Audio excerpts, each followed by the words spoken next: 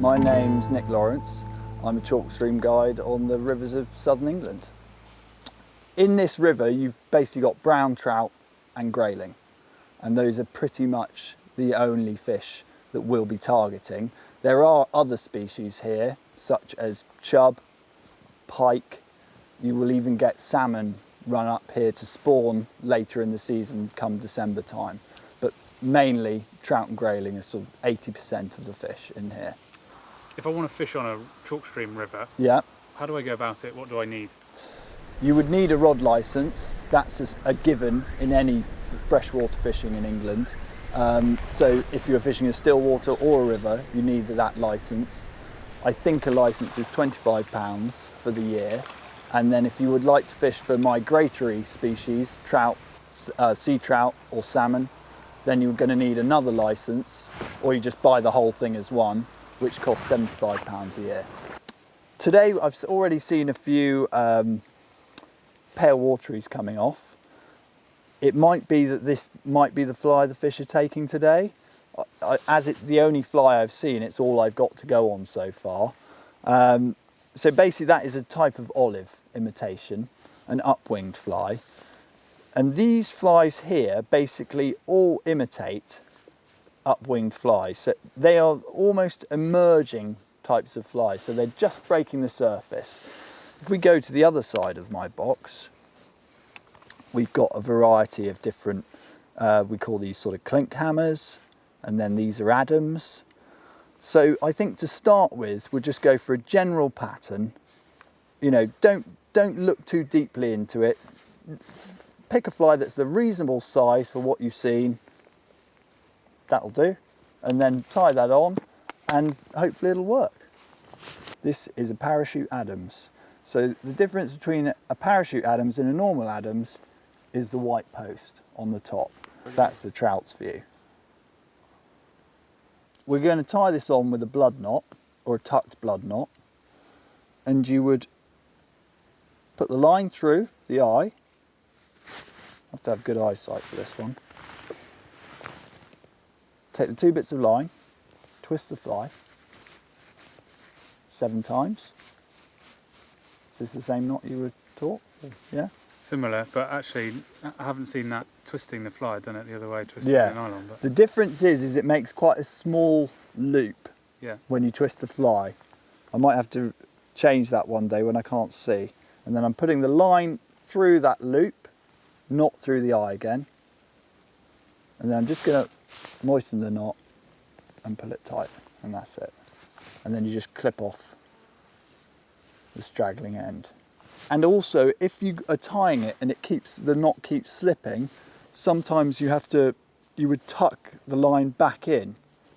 So you would put it through that loop and then put it back through again, and it stops the slipping of the knot. That's called a tucked blood knot. But I would just use that as a standard. When you're learning, you know, don't complicate things too much.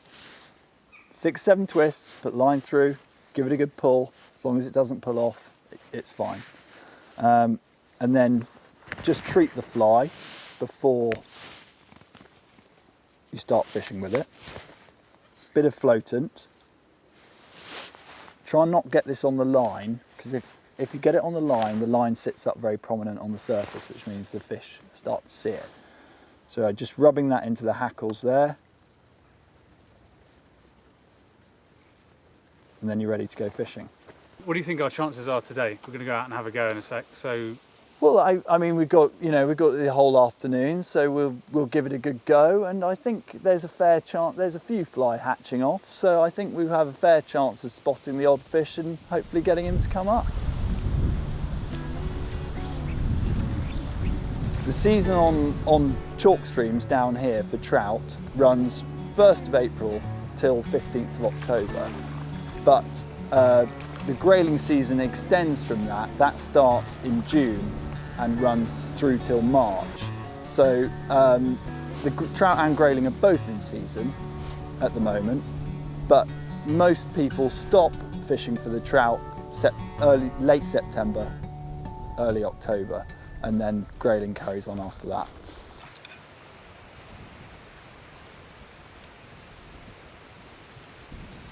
wild brown trout, that is, of just under £1. Cracking fish. You do catch a fish, don't handle it too much if you're putting it back. So get the hook out, get it back in the water as soon as possible. If need be, don't even take it out of the water. That's the best thing to do. You know, he's getting some energy back. Give him some time. Make sure your hands are wet. Let him get his breath back and let him swim off. Each estate you might go and fish on would have different rules, but the one rule most places stick to is upstream only. So you can't fish downstream. So here, the river is flowing towards us, you have to fish up. So you can fish across. If there was a fish on the far bank, you can fish across to it and just let it drift down. But you would never turn around and fish for a fish behind you. It's just the way it has been done for hundreds of years. There we go.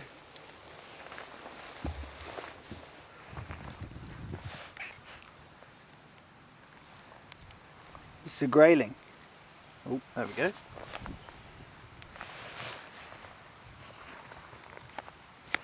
Stunning looking fish. Release him back in the main river. And then the dry fly and nymph rule, you know, that varies where you go as well. Some places will let you fish a nymph all year round. Some places will only let you fish dry fly, and other places will say dry fly from May till end of July and nymph thereafter.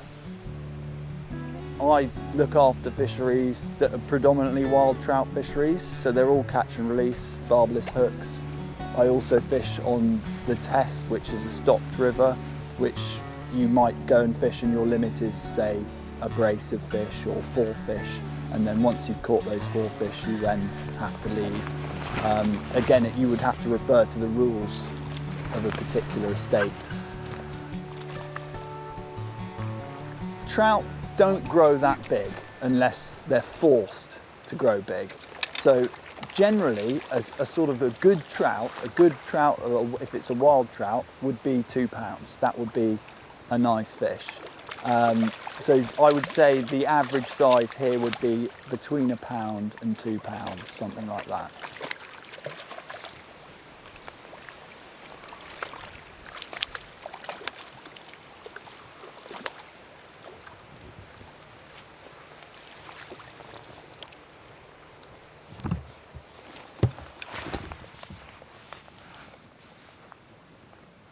So he's a nice size. Yeah, that's stockfish, actually. And I'll tell you, I can tell the difference. Is he a stockfish? No. Yeah. You see his fins a little bit skew with. Not quite straight. His tail's not perfect, so that's how you'd be able to tell that's not a wild fish, but that's stockfish. But it's a nice size, £1.50. Put him back in.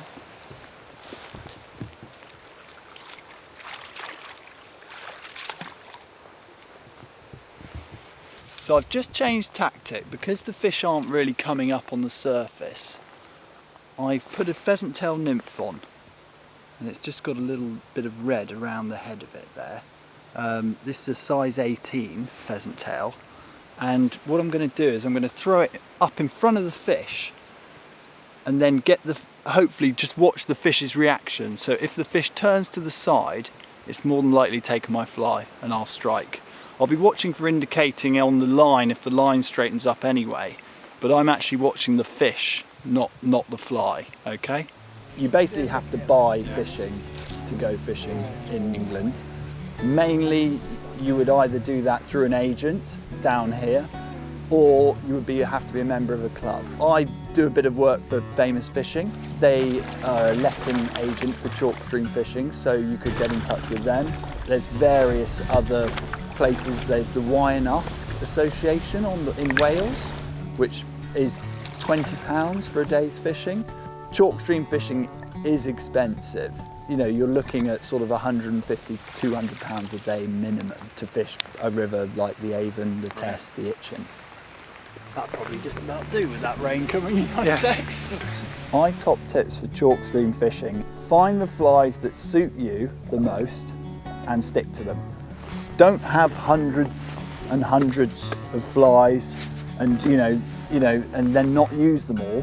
Find 6 or 7 flies that you've caught fish on and stick to them. Don't try and complicate things too much.